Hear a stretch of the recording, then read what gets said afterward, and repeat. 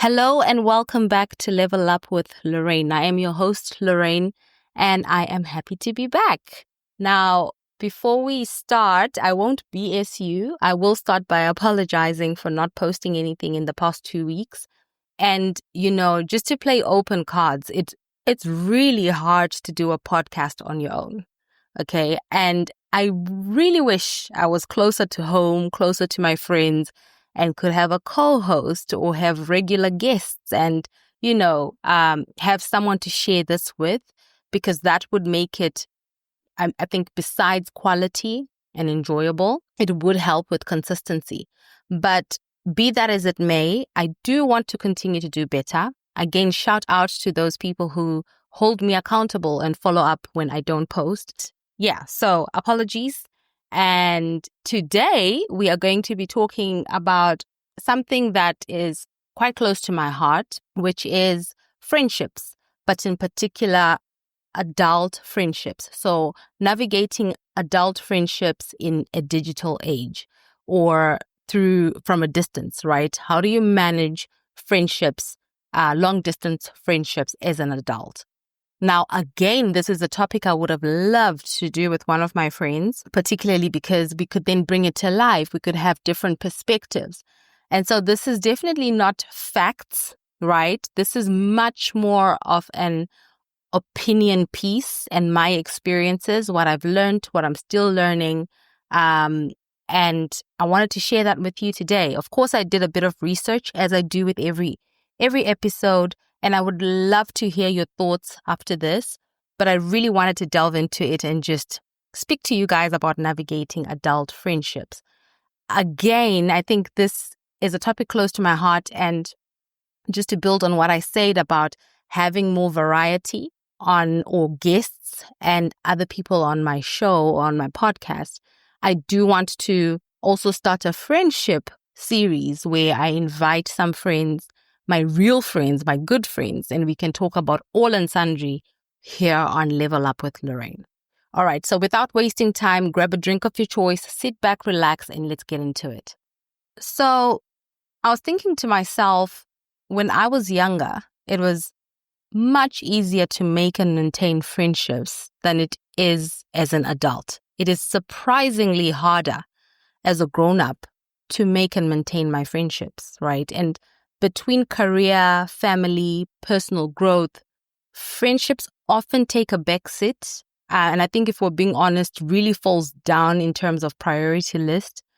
But they're still vital to our well-being, right? We all need that support system, that companionship, people you trust, an ear, a shoulder, just that venting circle, right?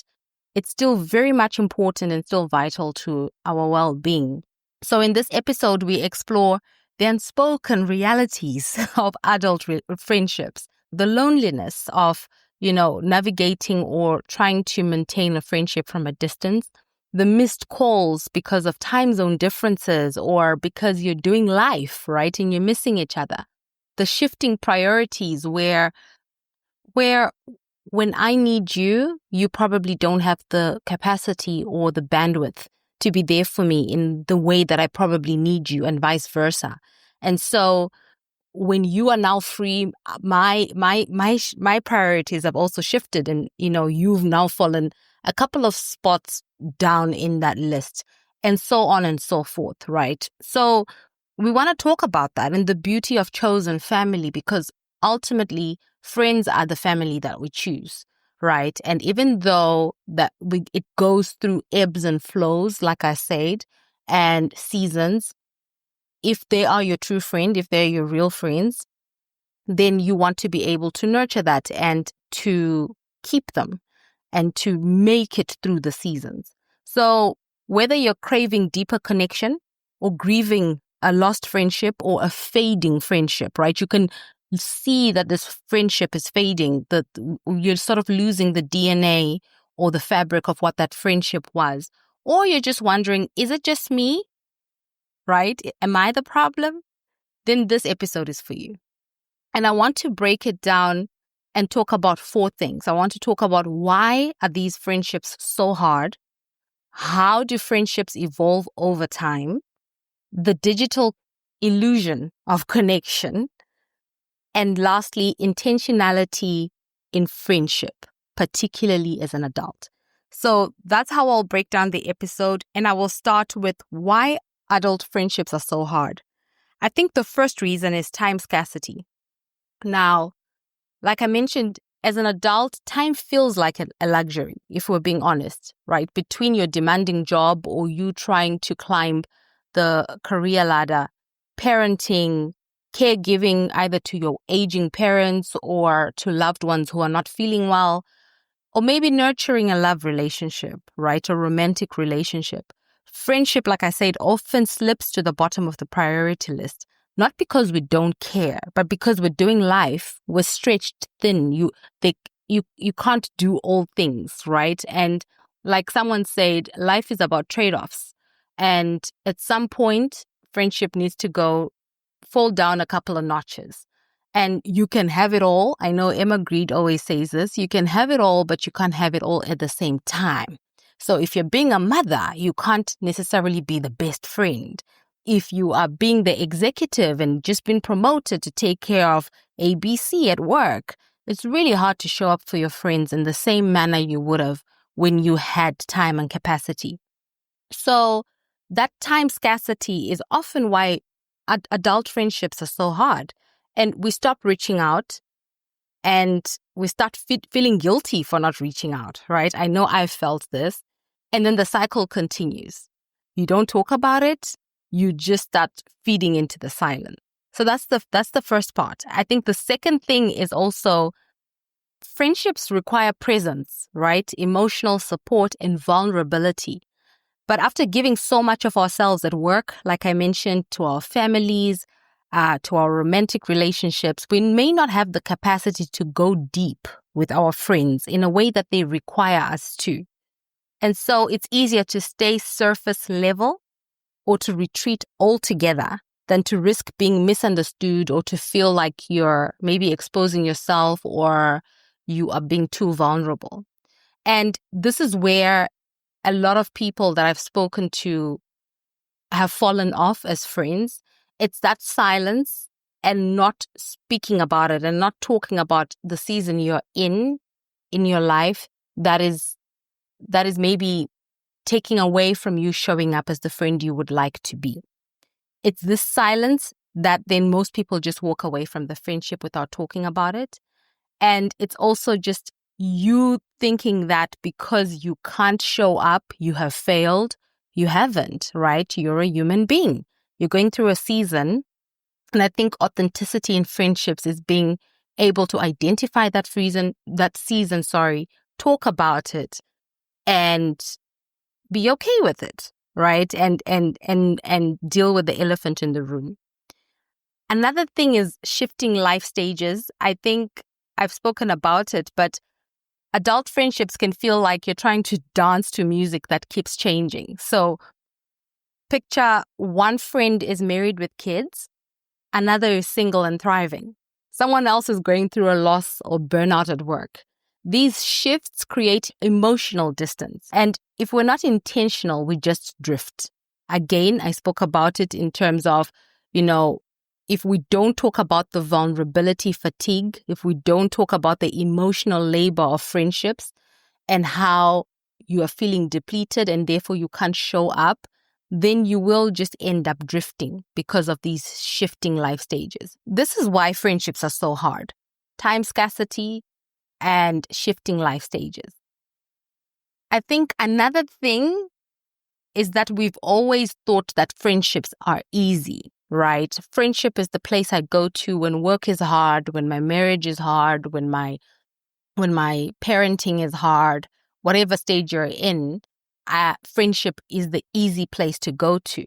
But that's a myth because friendships require effort like anything else in your life, right? Waiting for friendships to just happen or to feel perfectly mutual at all times sets us up for disappointment.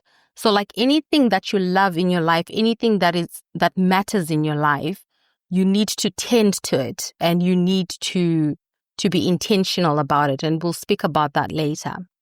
So the second part I want to talk about is about how friendships evolve over time, right? From my point of view. So I think the first thing is that it's important to realize that they're seasonal friends and then they're lifetime friends.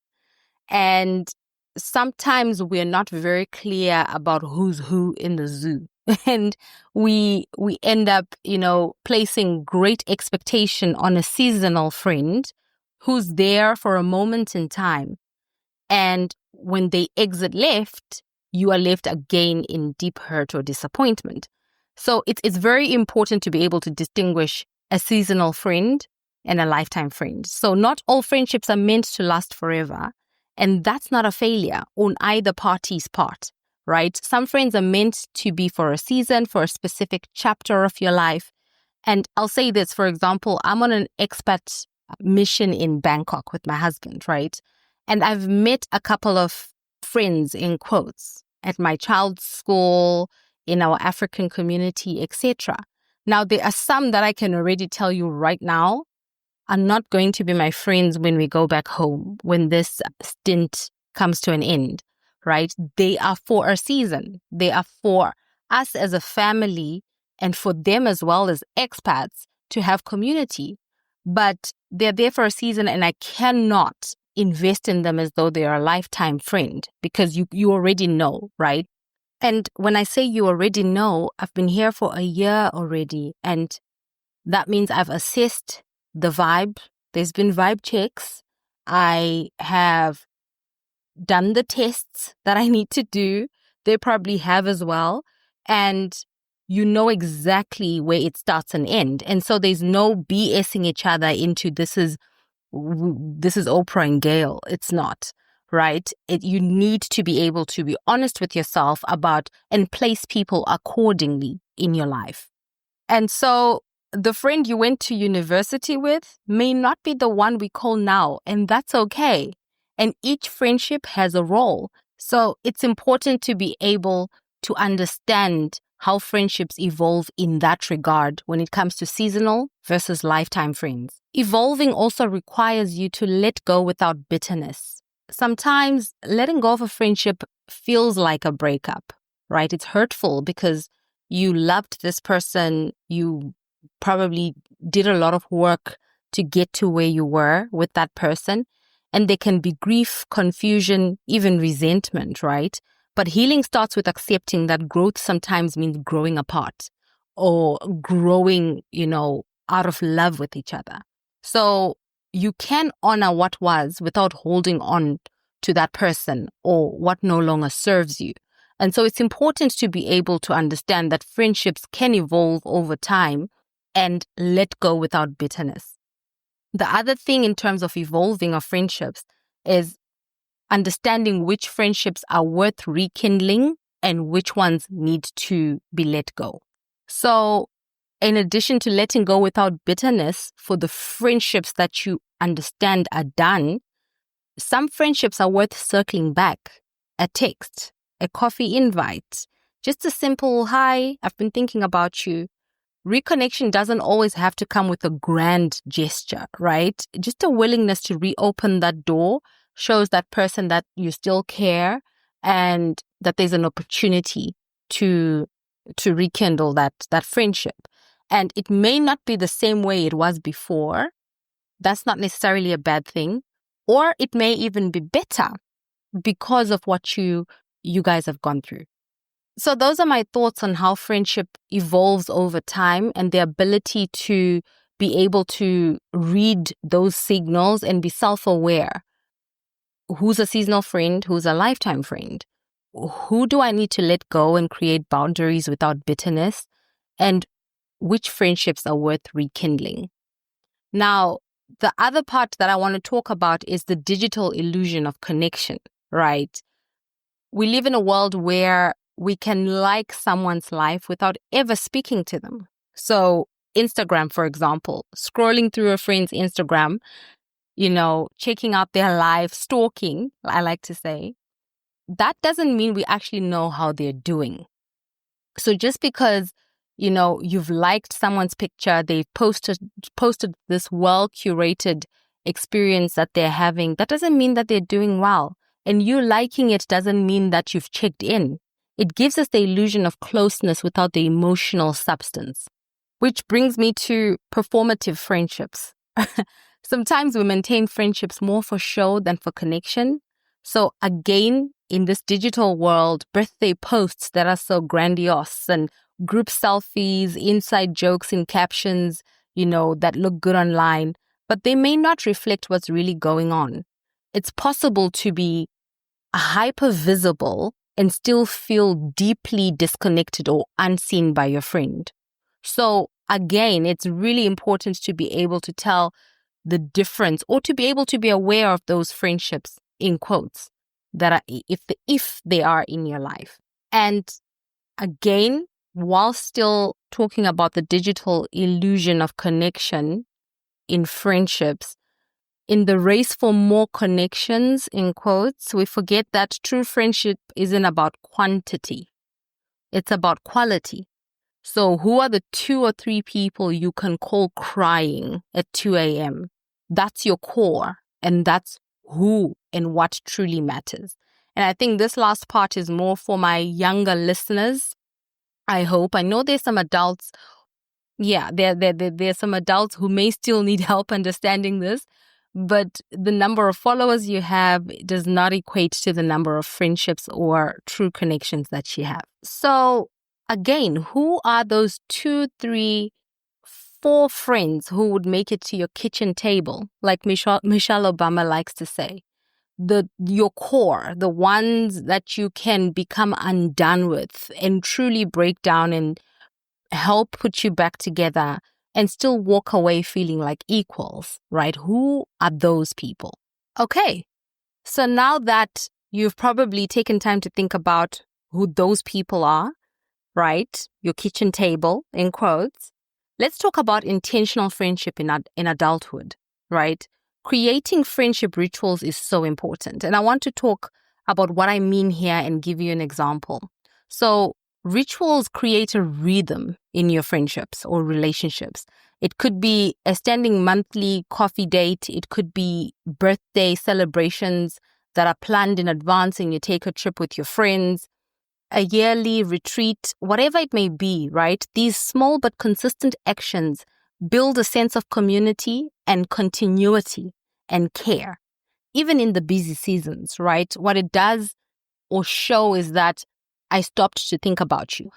I shared in one of my prior episodes that my friends and I have started what we call Waffle Wednesdays, where we try by all means to share voice notes of our lives, right? Catching each other up on what happened in the week. And we do this weekly and we share video notes, actually. It's not just voice notes. We actually record a video and give our friends anything between 2 to 4 minute update of what's been going on in our lives. And for us, this has been great. There will be the occasional, sorry guys, I'm so sorry, I'm so busy, I can't, I'll catch up later. And we understand those because again, life happens. But what it is it keeps us connected and we continue to be intentional about our friendships. We show up through that video, right? I've seen you because let's be honest, we are all living in different parts of the world. It is really hard to stay plugged in. And so you have to be intentional. So that's an example of a friendship ritual. And the other thing I want to share is saying what you need. As adults, we have to get better at using our words. Communication is so important in any relationship, right? I miss you. Can we talk? Do you have 5 minutes? I need more from this friendship, right? These are just some examples, but these aren't signs of neediness. These are not signs of, being clingy. These are signs of maturity, right? When you get to a point where you can actually voice out your needs to your friend. Vulnerability is the gateway to closeness in any relationship. whether it's a leadership position at work, whether it's a romantic relationship, but most importantly, for the purposes of this podcast and episode, in friendship. You have to be vulnerable and you have to be able to say what you need. An example that I want to share here is there's a time I went through a difficult time in my life, right? I was going through a loss, and your friends know about it, but they're also going through certain things in their lives, right? And when you are grieving or when you're going through a loss, you expect everyone's world to stop. You don't understand why people are still enjoying their lives. Like, why are you on holiday? Why are you living? Why are you having a good life when I'm crying, right? Obviously, it's irrational. It's just part of grieving.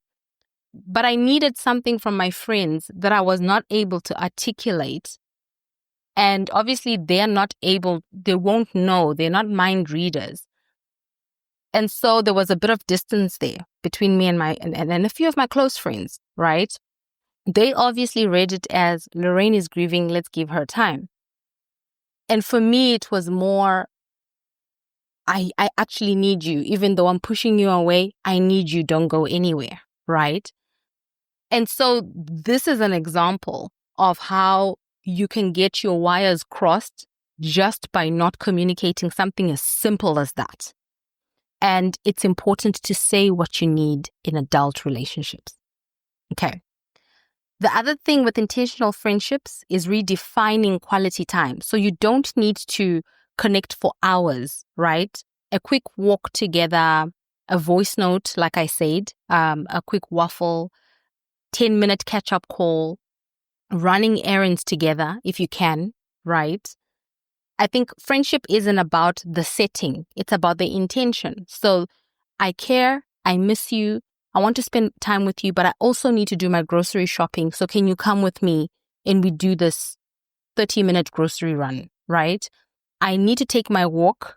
I need to meet my fitness goals, but I also know I haven't seen you in a bit. Come, let's take a walk together. These are signs that you care, that you're intentional, right? So you need to redefine what quality time looks like. It doesn't always have to be we dress up, we go out to dinner. It doesn't need to be we pack our bags, we go on a vacation. You can find moments to still in your life where you can spend intentional time with your friend. And lastly, making new friends as an adult, it's hard. It's awkward. I struggle with it. I used to pride myself in being the person who could make friends easily when I was younger, but it is quite awkward as an adult. So yes, it can feel like dating, but it's worth it, right? Try showing up to community events, joining groups aligned with your interests. Like I said, we're in Southeast Asia. There are not many Africans. So we've joined a community of people who look like us, who come from Africa, right? And are aligned with our values, our interests, etc. So if you do that, again, that intentionality of making new friends as an adult, I think that's important for you to just simply extend warmth and curiosity to someone new. And adult friendships often start with one brave invitation. So let's not just say it's hard to make friends as an adult. It is. It's awkward. It's like dating.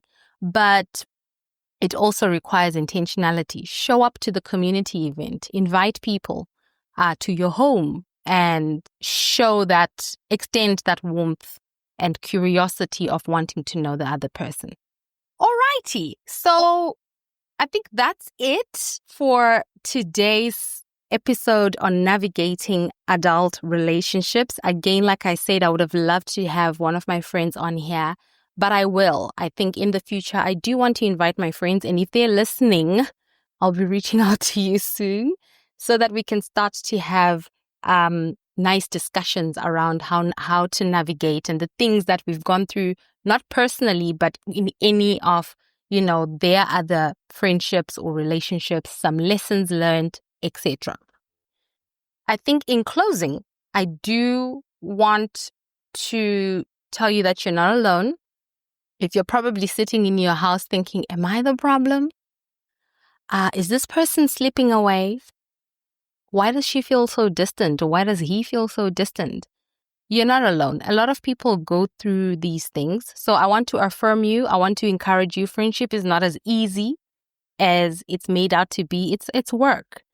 And friendship doesn't need proximity. It's about presence and intentionality, like I said. So reach out. Reach out to your friend. Someone's waiting to hear from you. And all they need is your vulnerability, and you need to communicate with your words. And then you can take it from there. So we've come to the end of the episode. Thank you so much for sticking with me this far. I look forward to hearing your feedback in the comments. If you enjoyed this episode, if you found it useful, please share it with your network and your friends. And yeah, I'll see you back here in the next episode. Thanks so much. Until next time, continue to level up.